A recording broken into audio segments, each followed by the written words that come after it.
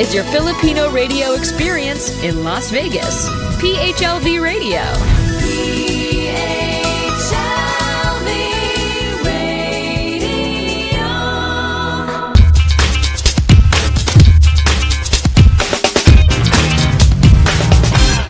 Hello once again to our viewers. Good afternoon. Welcome to Buhay Buhayan. I am your host, Francis Navarro, and my co-host, Ms. Mia Casino. Hello. Hello everybody. Welcome to Buhay Bahayan at iba pa. Ay, may iba pa pala. Oo, may iba pa. Alright.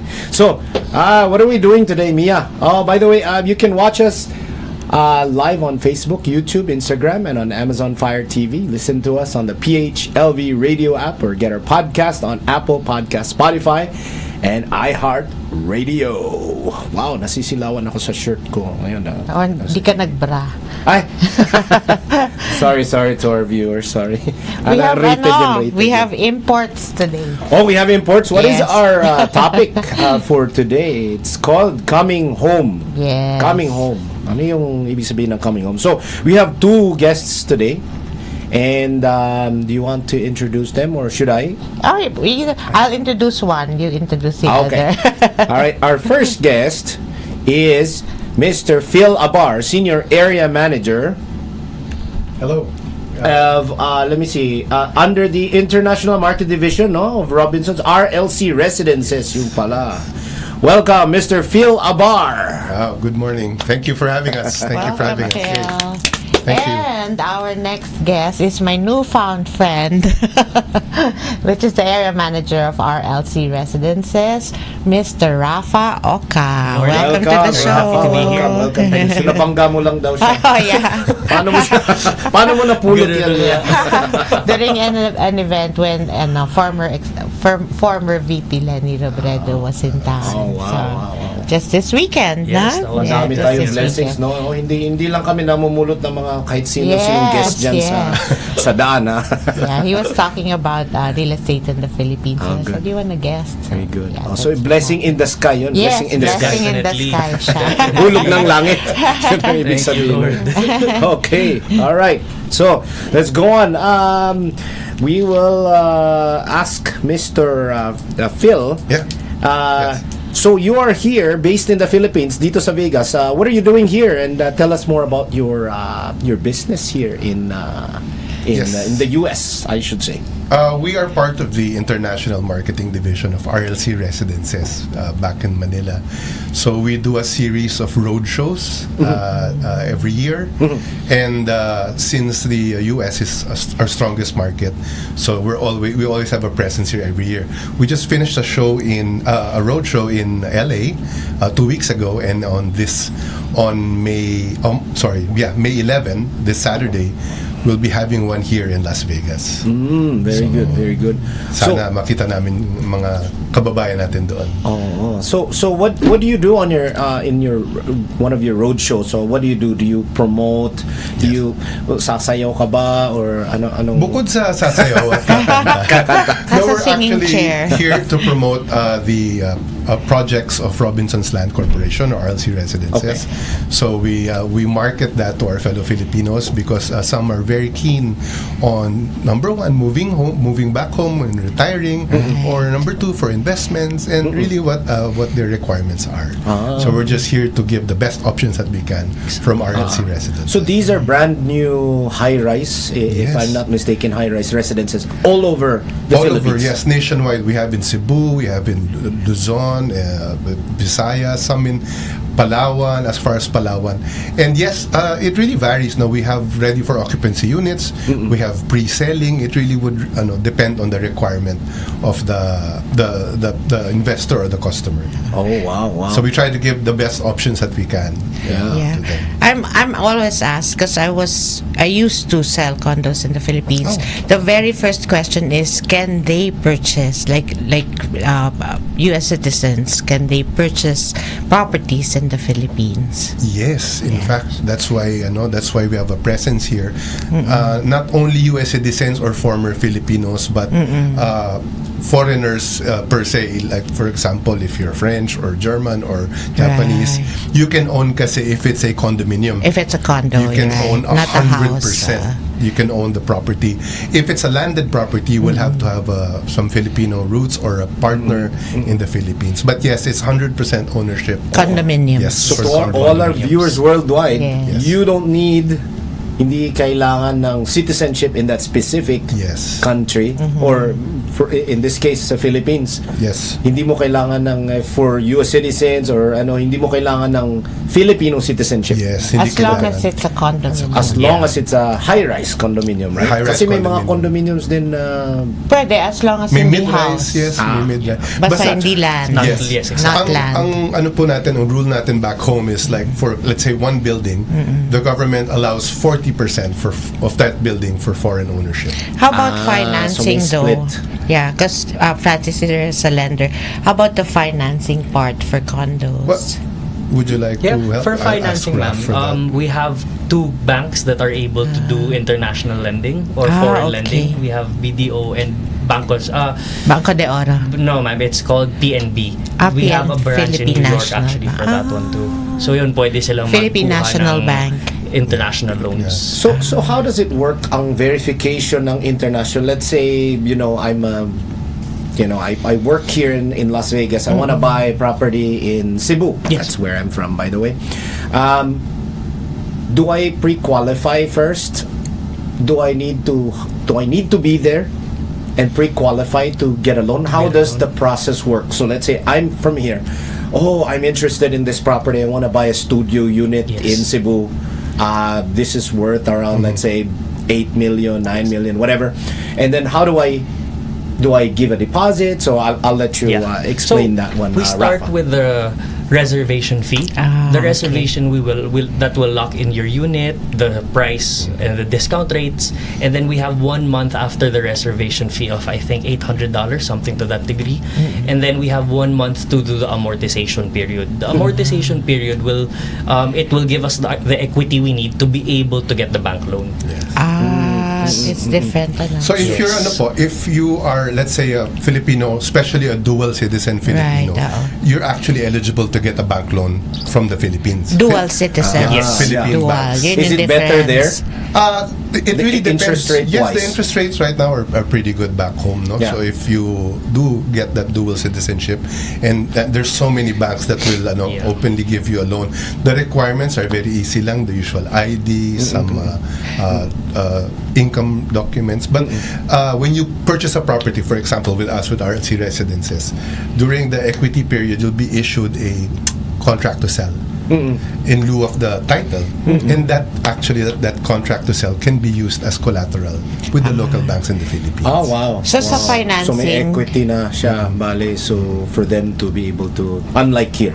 So sa financing, dual citizens lang ang eligible, not the US citizens. Currently, for Filipino banks po, local banks in the okay. Philippines, yes. That's a new rule by the Bangko Sentral of the Philippines. I think it's just 3 years ago lang. I Before, see. merong foreign lending.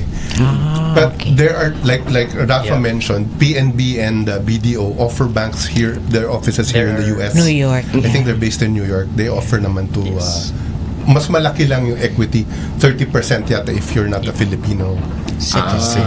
Dual So citizen. you need, 30% equity. Okay. Question for Rafa. Yes.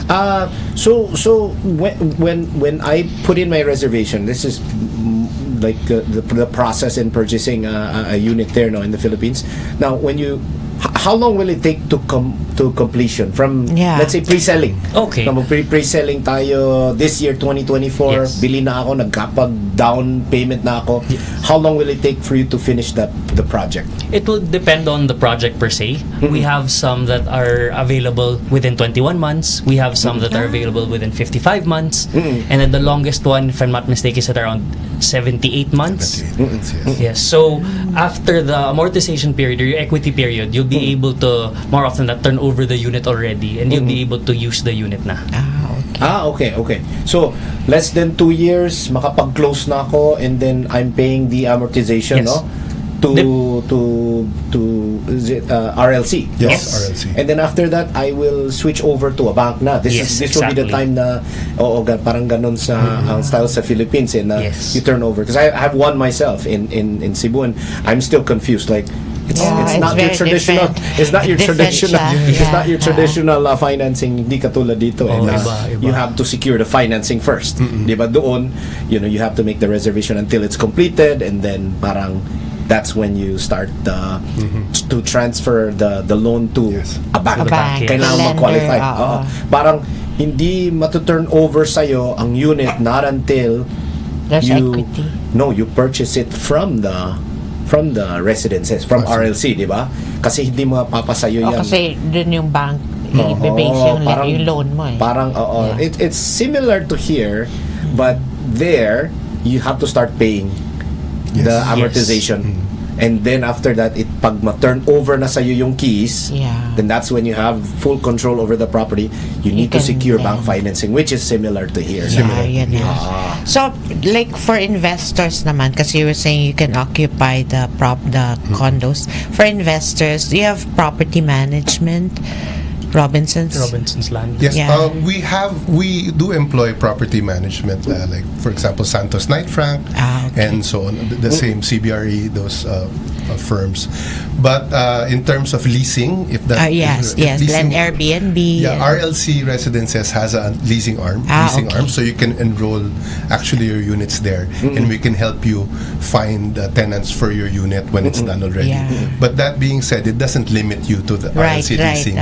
If you have your own broker, it's okay. So walang problema. We just add spectrum for your for so your it's business. Airbnb safe because you can do whatever you want to sa mo, unless of course you have to abide by the HOA rules, diba? Yes. So pero pwedeng Airbnb to. Yes, but just to tap on that, just a few units, not all properties of RLC are Airbnb ready. So for now, we only have 2. That's one in Cubao and one in Ross Boulevard. So actually not all. Oo, kasi maraming issue or Airbnb. It's very hot right even now. Here. Even here, like you cannot. It's the homeowners po actually na medyo yung iba naguguluhan. Kasi very transient siya. But pwede siya iparent like for a long-term basis. Yes. In fact, that's the common practice. Right. A minimum of 6-month period for the rentals. Okay. That's good. That's good for investors. It has to be long-term. 6 months minimum. Long-term lease siya. Ang long-term dito, I think sa US 1 year.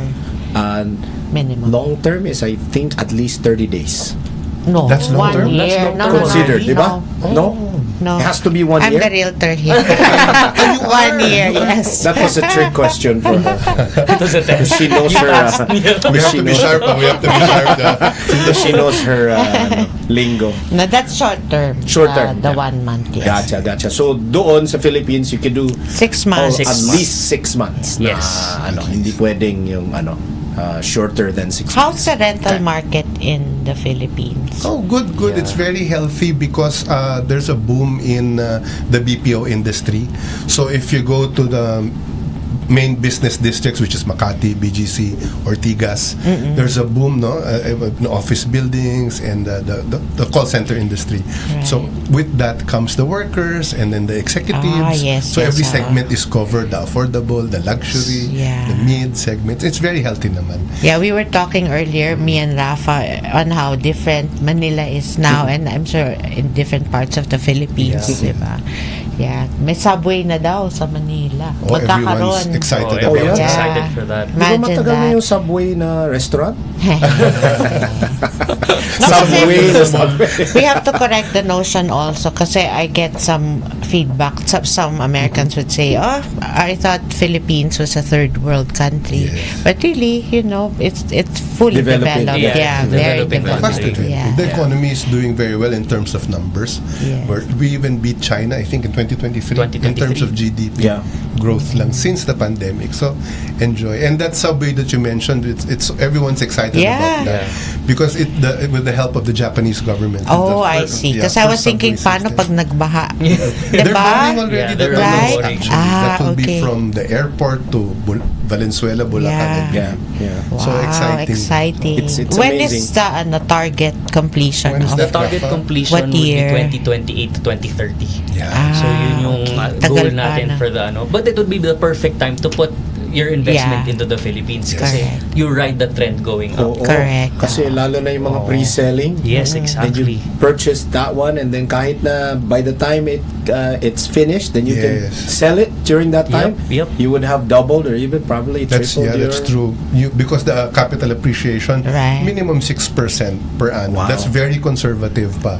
Sometimes 15%, depending on the project. So That's amazing. Lalo na if it's 2024. near the subway. Oo In fact, na. we have a project near the subway. One of the stations in Ortigas, the Sapphire Block. Yun, when we announced the subway station, boom yung Yeah. unit sales for that property. Wow. Similar sa Vegas, Bullet train. meron kaming bullet train dito Yeah, coming. we saw Yeah. that on the Coming- Going to freeway. Los Angeles naman. Wow. Yeah. Hopefully, yun palang idea, no? If you're closer to the bullet train or the subway, then that would be prime location. Yes. Na, You buy mag- home It's gonna along the appreciate. Riles. Oo, iba yun. Tahimik na ngayon. Diba? Depreciation naman Quiet yun. naman na siya. Depreciation. Hindi, quiet na nga. Quiet na, wala and na. bullet Subway train. na. But Okay. it's very accessible kasi. Yes. So I have a question for the both of you. Whoever wants to answer this one. So why are you marketing dito sa US than doon sa Philippines when it's progressive? Sabi nga nila sa Philippines daw makaka-afford sila ng mga iPhone 15. Ako, samantalang ako, yung akin iPhone 4 pa eh. So, hindi na nga compatible sa mga upgrade. But anyway, so if Philippines is so progressive, why are you here? Why are you marketing to just Filipinos ba? Or Yes. anyone can answer that? No, I'll answer. Yes. Not necessarily just Filipinos, no, but we do have a local selling team in the Philippines. So nagkataon lang kami yung international arm of I RLC. see, I see. But yes, we do have a local selling team, a very healthy local selling team actually, who are taking care of all the local clients. These are the people who are in the malls, money, Right. in the Yeah. site. Kami lang yung talaga yung pinapa-attend sa mga road shows. In fact, not only in the US, simultaneously we have a road show we just opened an office in Dubai. We're planning to open an office studying in Japan, mainly because I guess the number of Filipinos who are abroad. Right, Really, it's right. the number of Filipinos who are Yeah. abroad, and the cycle doesn't stop. Some people are retiring. Yeah. Some people are Correct. going yes. out. So, and then most of them want to, sentimental, I guess. They want to invest back home. They want to retire back Retire, home. So it gives us parang it justifies. Every year there's a demand for it. Correct.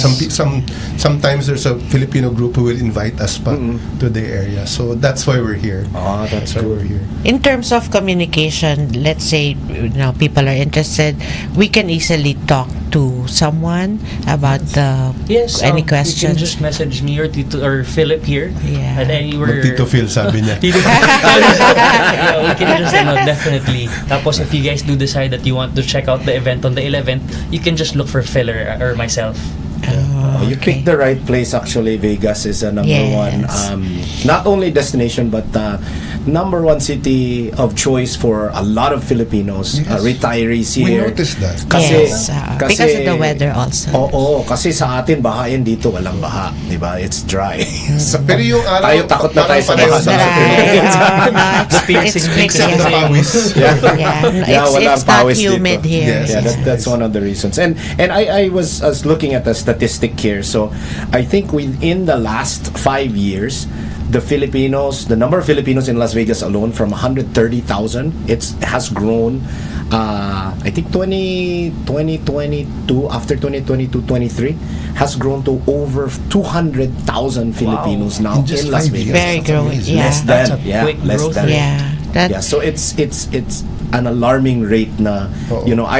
that's the thing, marami ako nakikilala na, teachers coming in here and they're just like Vegas is the number Wow. one. Yeah. How good And So for many realtors Filipinos. like you. Yes, yes.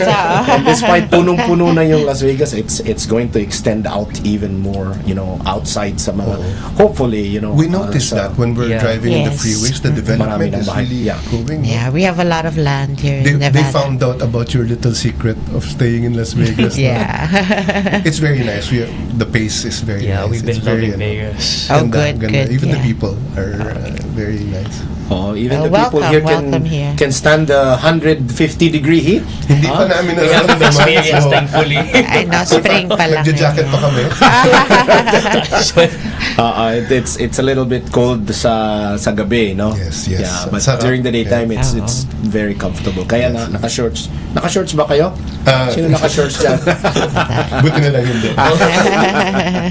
Okay, all right. Invite them to your roadshow one more time before yes, go ahead, so go we ahead. can flash your Yeah. We have an exclusive property preview in Stallion Mountain, Las Vegas, on May 11. It starts at 6 p.m. So if you guys have the time, please come by, Ayan, and we're to our more than viewers. happy to accommodate. Yes, please Yeah. just look for Phil or Rafa and we'll take care of you. There will be dinner, there's a formal presentation, and show you the projects and the Philippines, the status of the Philippines. Free dinner? Ano ba yan? First come, first serve? Or Baka dumugin kayo dyan. Ano capacity niyan? That's exactly what we want. I know. yeah, Just exactly. don't forget, look for Rafa or Phil. Yeah. Yeah. Saturday, no? Saturday. Yes, It's a yes. Stallion Mountain. Stallion Mountain. That's on the east side of town, Mia, right? Yes. You're familiar with Yes, the Stallion area. Mountain. Do they have like a clubhouse there? Because I know it's a community. Sa Stallion clubhouse Mountain. kayo, I think, I they believe have a yeah, huge, probably, yeah, they have a I huge, believe. Yeah, they have a- huge yeah, clubhouse that's like right. next to the golf course. Yeah. So, okay, so is it joke time already? What time joke is it? I think time. we're almost running out of time. I'm getting here. It's, nervous. No. Oh, we have a few more minutes. Okay. Sinong mauna sa joke? Age before beauty na lang. Ayan, Rafa. So ako muna. Okay, may joke ako. Filipino or English? Pwede bang Tagalog na lang? Pwede. Ayun. Oh. Filipino. Kahit PHLV. Bisaya. Ano yung sosyalin na tsinelas? Flip-flops. Chanelas. Chanela.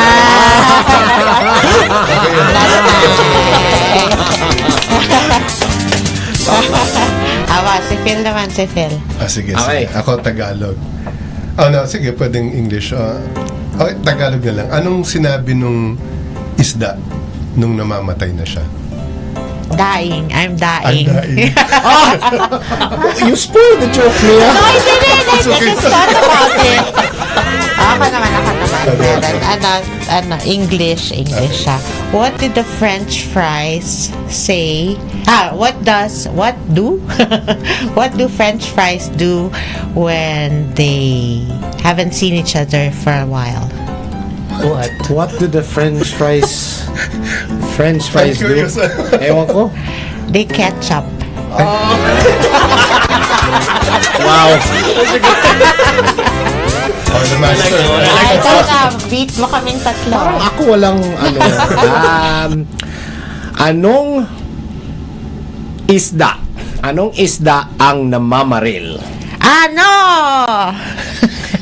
Di bango.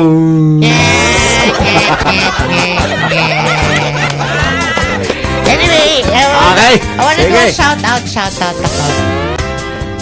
Shout out to Noemi Garud and the Las Vegas OPM. It's their anniversary today. Ako rin. Shout out ako. Okay. Shout out to my mom and dad next week. Happy Shout out to my Mother's mom and dad Day. next week. Happy Mother's Day na. Happy Mother's Day. This weekend pala. This to all weekend. moms and So, Tita happy Inday. Mother's Happy Day. Mother's Day. Yes, I think we have a few more minutes. Do you have any more plugs or? I just want to thank you guys Sige. for having Thank you us. so much It's for having when us. Of Rafa course. told me that we have a slot in PHLB, I got so kilig kasi syempre naman, diba? And then seeing your setup here, my gosh, it's such a professional environment. Kudos to you guys. More power. Thank you Thank so you, much. thank you for coming. Thank you for coming. We're very delighted to have you, especially you're from the Philippines, and then short notice, and then you did our show. So and we're seeing really globally appreciate it. too. So if you're international, diba? Oh yes, paki-share. Share your we will other share. We'll send our shows. details for sure. Yeah.